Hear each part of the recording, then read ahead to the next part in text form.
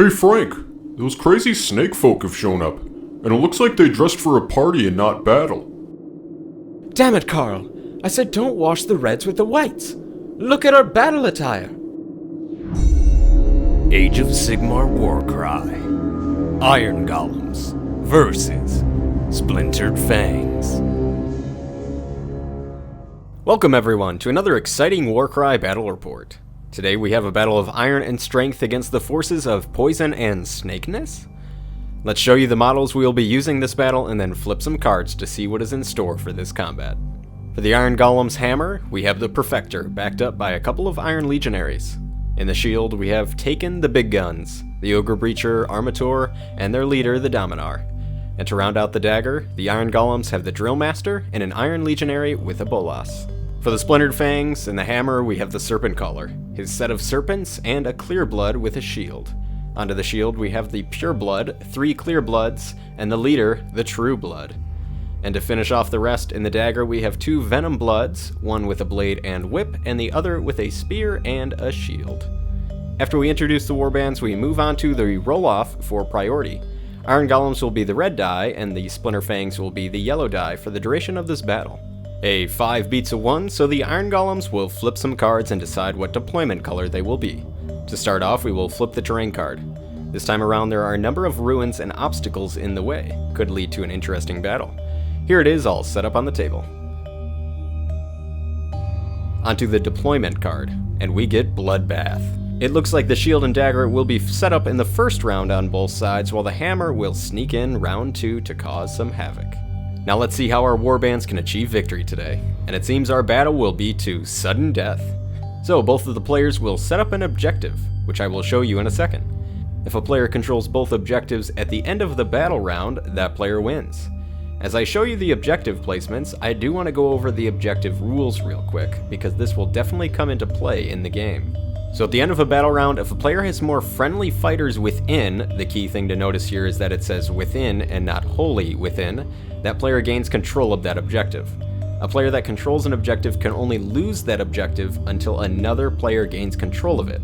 So even if each player has the same number of fighters within an objective, but last round you had control of it, it is still your objective to hold. Keep this in mind during the game, folks. And with that out of the way, we flip the twist card, which is Rainstorm of Giran. Looks like all fighters have a new double ability that they can use during the game. Should be a fun one. The 2 warbands will now set up their fighters. The Iron Golems chose the red deployment zone for this battle, and the Splintered Fangs will hop on into the blue slot. Without further ado, we head into battle round 1 and start with our initiative rolls. The Iron Golems roll their 66 first. They end up getting a double and 4 singles. The Splintered Fangs then roll and they end up with 3 doubles. The Iron Golems have the initiative and have decided to give themselves another double. The Fangs take this opportunity to save their wild die, to have it to spend in a future turn. Onto the first activation for the Iron Golems. The Dominar will start the game off by spending their double for the rush ability, charging forward an extra inch towards the enemy's objective. That extra inch gets him to the nearby door, which he will open, move through, and finish off the rest of his movement. There was a lot of terrain in the way of my fat hands. For the Splintered Fang, a Clear Blood will activate next, also using the rush ability. She will move 10 inches forward, which is enough for her to block the doorway to stop any other Iron Golems from heading through. The big ol' Ogre Breacher will take his turn next. He will double move and make his way towards the Iron Golem's objective to keep it safe from the snake invaders. Another Clear Blood will activate next and double move forward closer to the enemy Dominar. This Clear Blood will impose some strategy though and keep outside the Dominar's melee range, because he knows he would get absolutely destroyed. The Armator will then activate and use the final double to rush forward closer to their own objective. They need to create a force to fight back the hammer entering in round 2. The final Clear Blood of the Shield Squad will move forward to join up closer to their own objective, still making sure to keep the distance from the nearby Dominar. The Drill Master will then go and just scoot a little bit forward to better protect the objective, passing her turn onto the snakes. The Pure Blood is next and will take a little trip over this deadly terrain. After leaping over the barricade, he rolls for impact damage. On a 1, he takes no damage and finishes out his turn with another move. The Legionary with the Bolas is next, and just like his Drill Master buddy, he positions himself better around the objective. The leader of the Splintered Fangs, the True Blood, is next. She will spend a double on the rush ability to head closer to the enemy objective, getting all up in that Drill Master's grill. I promise I won't say that again. The Venom Blood with the Whip is next, and the Elf will better position himself around the objective as well and pass the turn over. Last but not least is the other Venom Blood, who will use the double ability Poisoned Weapon to make his strength characteristic higher than the Dominar's, and will then swing in with 2 spear attacks. Now hitting on 3s rather than 5s, the Venom Blood pierces through the armor for 6 damage, ending his turn. Thus ending Battle Round 1. Both warbands have moved in closer to their objectives, preparing for the Hammer squads to charge into battle this next turn. It may be difficult to hold back the forces that will be charging in so close to both objectives. So let's move on to Battle Round 2. The Iron Golems will start rolling this battle round. They end up getting a triple this time as well as a few singles. Now onto the Splintered Fangs. With their 6 dice, they end up rolling 2 doubles and 2 singles. The Iron Golems get to decide what to do with their wild dice, and have determined having a double would be a good thing to have. The Splintered Fangs have an extra wild die to spend this round and have decided to add a single so they can be first this round and make a triple. Before the snakes start their turn, the Hammer squad will enter in this battle. Both of these squads are entering in super close to each enemy objective. It should be interesting to see who is able to hold off these surprise invaders. For the Splintered Fangs, the True Blood leader will start the festivities by moving around the Drill Master and attacking into the Legionary with Bolas. Her goal is to start to thin down the Iron Golems around their objective so that they can capture it at the end of the battle round. With 1 spear attack, she stabs in for 4 damage.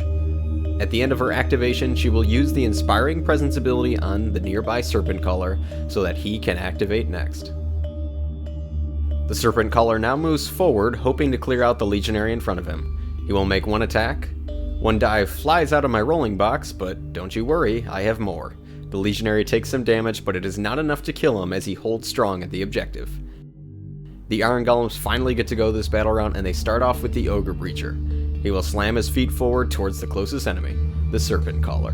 Before he attacks, he will use the Onslaught ability, adding 1 to his attacks. He smashes in with his mallet, getting a critical, but is not enough to kill the Snakemen outright. Our favorite model on the table, the Serpents, are next. These guys slither forward towards the Legionary with Bolas, hoping to take him out.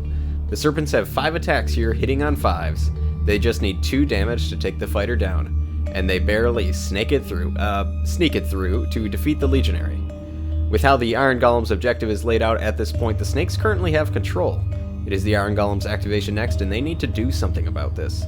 The Drill Master will put her warband on her shoulders and go next. The Splintered Fangs essentially have this objective if the battle round were to end now, so she needs to go in and kill some snakes. She will use the Onslaught ability against the Serpents in front of her and will attack for her 2nd activation. But she does not roll well, and these little snakes survive the ball and chain. Back at the other objective, the Venom Blood is next and will attack into the Dominar using the double ability Poisoned Weapon. He is now hitting on 3s.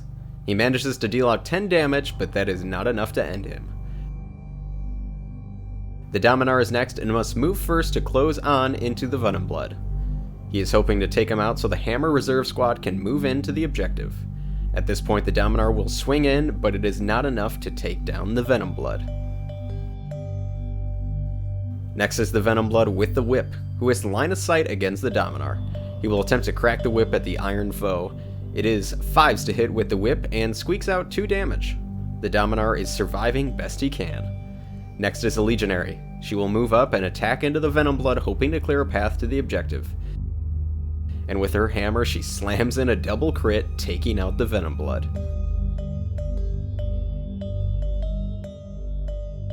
A Clear Blood then moves forward towards the Dominar. Only 2 damage needs to be done to take him out. The Clear Blood is hitting on 5s and sneaks in a single point of damage. This Dominar will not quit on his brethren. The Iron Golem's Perfector will move forward towards the other Venom Blood. He wants to do some damage here so they can take control of this objective, since the other one is essentially lost. He swings in with his hammer and smashes in a total of 7 damage, but that is not enough to take out the Venom Blood. Another Clear Blood is next and will scoot forward towards the Dominar and attempt to take him down. The 2 dagger attacks stab in, but the armor is too thick and the blades dance off the iron plating.